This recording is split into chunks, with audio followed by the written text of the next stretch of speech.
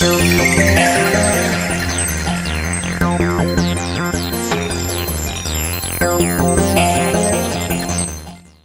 is up, Squared Nation? Welcome back to No Counters, No Combos. Today we're coming at you from the Mobile Command Center. I've been super slammed at work lately, but that's no excuses, right? We still got to put out the content. I still want to go over something that's kind of been going on in the community lately. It's kind of like the popular topic of conversation.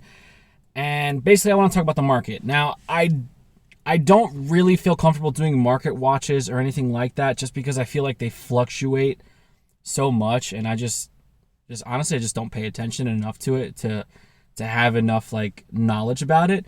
But what I want to talk about today is what's been going on with like just, I guess you can call them unplayable cards, right? So lately a lot of SPR buyouts have been happening on TCG Player. I think off the top of my head, the Super Shenron 8-drop from, was it set 5 or set 6? That was like the unplayable 8-drop SPR was sitting at around like $40 or $50 the other day, which is ridiculous, right? But again, it's just the collectible card market as a whole. I don't think that people are buying out these cards because there's some huge strategy that nobody's aware of. I just think that there's a collectible bug going on right now in just card communities in general. Like if you're looking at Pokemon, if you're looking at, professional sports cards and stuff like football cards, baseball cards, those cards are always sold out too when you go to your local Target. So I think it's just the bug overall of people wanting to dip their toe into the collectible card market. Do I think it's a bad thing for the game? Okay, so this has been tossed around a lot in conversation with just people on Facebook and just group chats and stuff like that. There is no such thing as bad publicity, right? Is it bad for the game moving forward? I don't really think so, because most of these cards that are being bought out are not, essentially, they're not necessary they're not part of like a main strategy. Yeah, you can make the argument that the Majin Buu SPRs are getting bought out because the new Majin Buu support that's coming out with the evolution booster. Sure, no problem. But a majority of the time, these cards are being bought out for collection purposes. I don't think that it's going to hinder people trying to get a hold of things. Majin Buu's Candy Shop and the Auction Center are very healthy.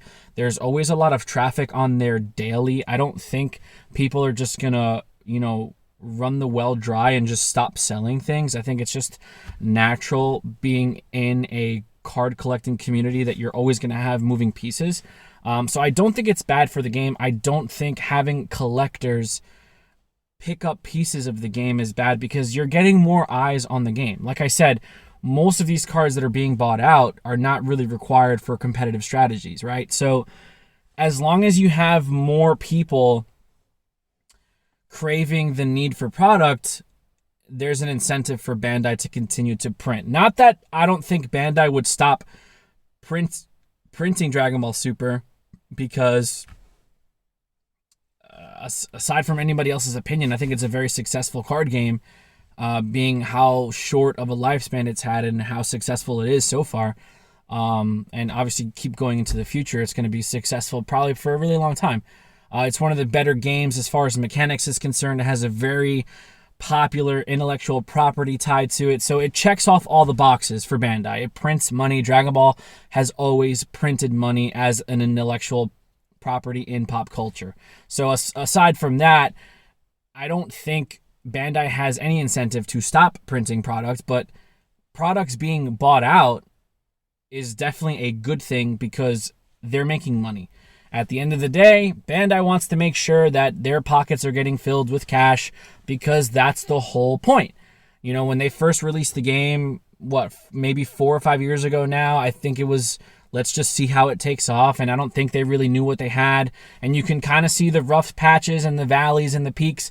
For those of you who are watching this video who have played the game since set 1, the OGs, you guys know what I'm talking about. After set 2, There was a lot of inconsistencies with card releases. There was a lot of just new mechanics thrown into the game. And I think Bandai kind of lost their footing because they were just rushing to print so much product that they kind of got ahead of themselves until they took a step back and they were like, okay, let's refine the game. Let's slow everything down. And for the most part, I think they've done a really good job of listening to the community. I remember, when I was back, back in like the set 4, 5, and 6 days, there was a new set coming out like every 2 months. Like there was a new piece of product coming out monthly or every other month that you just had to buy, not to mention your core sets, your supplemental sets, there was just so much to keep track of. And clearly, they've taken a step back.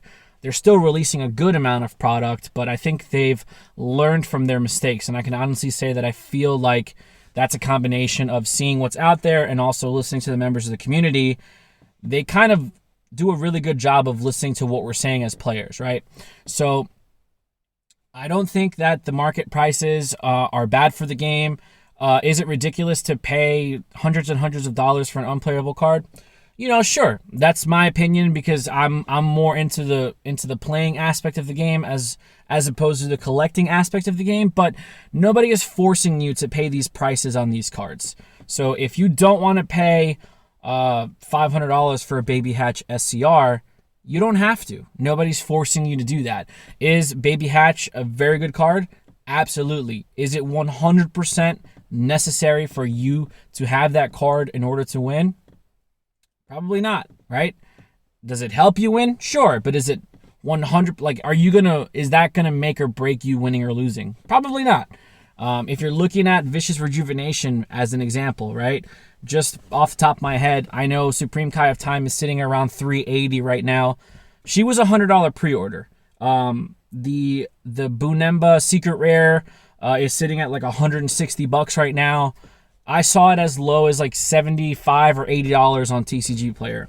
And don't even get me started about the PyCon SCR, because the PyCon SCR, I saw it for as low as $40 on TCG Player, and it's hovering around $90 right now. So at some point, these cards are all affordable or all obtainable. It's just a matter of striking while the iron is hot. People are trying to capitalize on supply and demand. And that's what it comes down to. The market is generated by the demand of a card or the demand of a product that is in short supply. Bandai does not reprint sets very often. I remember back when Set 6 first came out, there was a huge shortage of Set 6, and there was, talks about them reprinting it and making a second wave. That never happened. So it's probably not going to happen where sets are going to get second and third wave printings. It's just not going to happen, right? You'll get reprint sets like we're getting now with the evolution boosters. We've gotten in the past with some reprints and draft boxes. Sure, but you're not going to get a fully reprinted set because it's probably not in their best interests, right? All of the product has been really successful in sales numbers. Vicious Rejuvenation has been flying off of the shelves.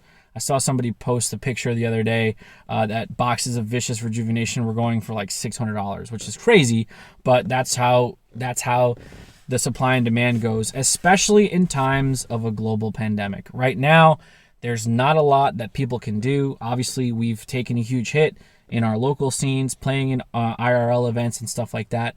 So at the end of the day, people want to spend their money on something, right? And what better way to spend your money than on collectible cardboard that's going to have probably a significant amount of value in the future if you take care of it, right? So everybody just needs to pump the brakes a little bit. If you're in the camp of you think this is unhealthy for the game, listen, I respect your opinion, and I understand where it can kind of come off as a little entitled, but it's really not going to. The buyouts are not going to cause the game to crash. That's just not what's going to happen. If anything, the game will start thriving because the secondary market is picking up. And just a little disclaimer for those of you that have been playing this game for a very long time. There was a very popular opinion in the Dragon Ball Super card game community back in like Set 4 and Set 5 that Dragon Ball Super, which probably still is argumentatively, the cheapest game to buy into, but the cards didn't hold any value. There was no monetary value in holding onto collections because cards just plummeted in value because of the amount that was circulated out there. Well, be careful what you wish for, because now there are tons of cards that are worth tons of money, and some of them, most of them, in my opinion, are unplayable. So at some point, the train's going to get moving, and we're just in that right now. Dragon Ball is, like I said, very popular in, Western culture, especially Eastern culture, clearly. And the game itself is built very well from the ground up.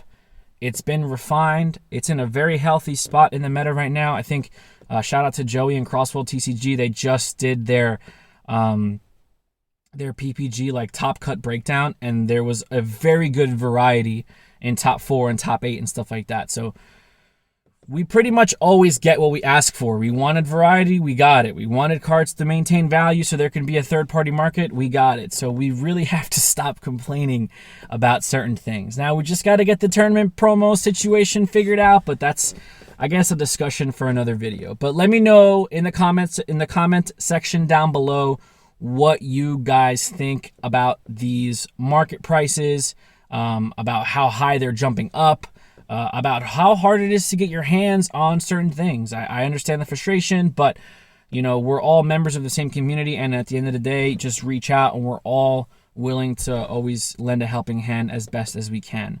Don't forget to like, subscribe, share, hit that notification bell so you can stay up to date with everything No Counters, No Combos, and we'll see you guys in the next video. Be there or be squared.